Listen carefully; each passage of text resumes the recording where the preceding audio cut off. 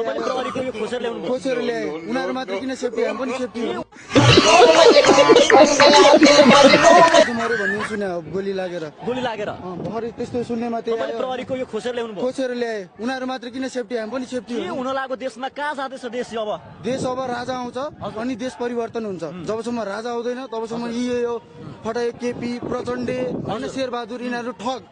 होइन नेपालको पैसा लगेर बाहिर इन्भेस्ट गर्छन् खातेहरू हो यिनीहरू बुझ्नु भएन त्यही भएर यिनीहरूको एउटा बाउ चाहियो क्या बाउ नभए बाउ भएन बिग्रिन्छ कि बिग्रिँदैन बिग्रिन्छ नि त त्यसै गरी राजा अब बाउ बनेर आउँछ यिनीहरूको ग्यास त खाए यहाँ आउने जनताहरूले आज गोली पनि खान